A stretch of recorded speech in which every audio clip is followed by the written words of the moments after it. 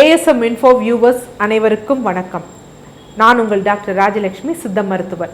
So சில பேர் கமெண்ட்ஸில் கேட்டது என்ன அப்படின்னா, ரவை உப்புமா சாப்பிட்லாமா, ரவை உப்புமா நல்லதா அப்படின்னு.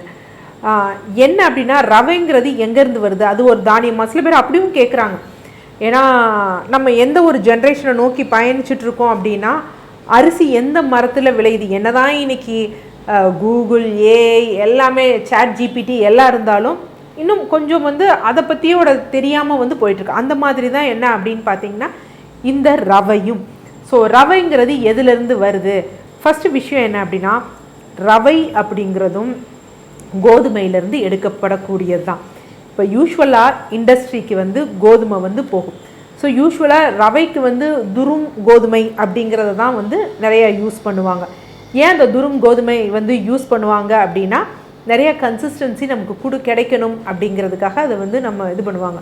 ஸோ இந்த துரும் ரவையை என்ன பண்ணுவாங்கன்னா, நல்லா ஊற வச்சுட்டு அப்புறம் காய வச்சுட்டு நல்லா அரைச்சிட்டு குத்துவாங்க. குத்திட்டு இந்த இது இருக்குது பார்த்தீங்களா, கோதுமையில் அந்த வெளித்தோல் இருக்கும், எண்டோஸ்போம் பிராண்ட்லாம் சொல்லுவாங்க.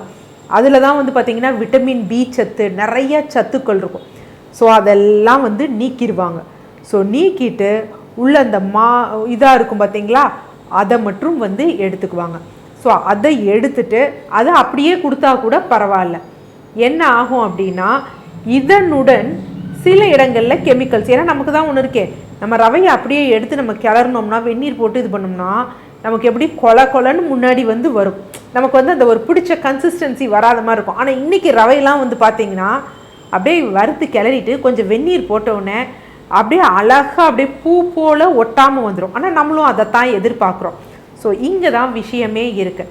ஆக்சுவலாக இந்த அது பிசுபிசுப்பு தன்மை இருக்கக்கூடாது. நல்ல ஒரு கண்டிஷனிங் வேணும்னா, எப்படி நம்ம முடிக்கு கண்டிஷ்னர் போடுறோம், எப்படி முடி நல்ல ஒரு இதாக இருக்கிறதுக்கு கொடுக்குறோமோ, அதே போன்ற விஷயங்கள் தான் இதற்கும் ஏற்படுது.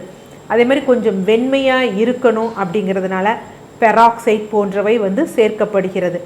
ஸோ இந்த மாதிரி கெமிக்கல்ஸ் இதில் சேர்க்கப்படுறதுனால நமக்கு கொஞ்சம் நஞ்சுகளாகுது. அடுத்து என்ன அப்படின்னா, இப்போ ஒரு கோதுமை கொடுத்து மில்லிங் பண்ணுறாங்கன்னா, அந்த இண்டஸ்ட்ரியிலே என்ன பண்ணுவாங்க அப்படின்னா, அந்த தவிடுகளை தனியாக இது பண்ணிடுவாங்க. அடுத்து ஒரு இது செட்டை என்ன அப்படின்னு பார்த்தீங்கன்னா, மைதாவை இது பண்ணுவாங்க. ஸோ இன்னொரு செட்டை என்ன பண்ணுவாங்க, கிரானியூல்ஸாக போட்டு ரவையாக இது பண்ணுவாங்க. ஸோ ரவையில் என்ன சத்துக்கள் இருக்குது அப்படின்னா, ரவையில் இருப்பது எம்டி கேலரிஸ் தான், பெரிதாக நார்ச்சத்தெல்லாம் கிடையாது. இதே இது சம்பா கோதுமை ரவைனா ஓகே, அதில் கோதுமைக்குரிய எல்லாமே இருக்கும், மைக்ரோ நியூட்ரியன்ஸ் இருக்கும், ஃபைபர் கண்டென்ட் இருக்கும், எல்லாம் இருக்கும். பட் இதில் ஒன்றுமே கிடையாது. இதை எப்படி சொல்லலாம்னா, பிளாசிபோன்னு சொல்லலாம். இது மருந்து கிடையாது, ஆனால் மருந்து மாதிரி நினச்சி சாப்பிட்டு கொடுப்போம் பார்த்தீங்களா, அந்த மாதிரி ஒரு விஷயந்தான். ஸோ ஏன் சம்பா கோதுமை ரவையும் அதெல்லாம் எல்லாம் ஒன்று தான், பட் ஏன் இதை ப்ரிஃபர் பண்ணாமல் இதை ப்ரிஃபர் பண்ணுறாங்க அப்படின்னா, வெண்மை நிறமாக இருக்குது, நம்ம என்ன கலர் போட்டாலும் என்ன போட்டாலும் அது நல்லா இருக்கும். அடுத்து இதில் எல்லா சத்துக்களையும், குறிப்பாக அந்த பிராண்ட், அந்த வெளியில் இருக்க தோல், எண்டோஸ்போம் எல்லாத்தையுமே நீக்கிறதுனால என்ன ஆகும் அப்படின்னா, ஒரு அந்த நட்டி டேஸ்ட் இருக்காது. நம்ம சம்பா கோதுமை ரவையை சாப்பிட்டா அது நமக்கு ஒரு டேஸ்ட் கொடுக்கும். இது அப்படி கிடையாது. நீங்கள் சோம்பை போடுறீங்களா, காய்கறியை போடுறீங்களா, பருப்பை போடுறீங்களா, இல்லை உப்பை போட்டு தாளிக்கிறீங்களானா ஒரு எம்டி டேஸ்ட், அந்த டேஸ்ட்டை அப்படியே கொடுக்குமே தவிர இது தன்னுடைய சுவையை பிரதிபலிக்காது.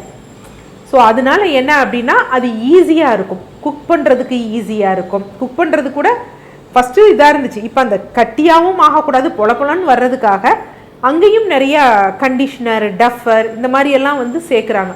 ஸோ அப்படி எடுப்பதுனால அது நமக்கு ஒரு ஈஸியான ஒரு விஷயமா இருக்கே தவிர சத்து இருக்கானா ஒன்றும் கிடையாது. அது சாப்பிடுவதனால் பயன் ஏதாவது இருக்கானா கிடையாது. சமைப்பவர்களுக்கு தான் பயன் இருக்குது. நன்றி.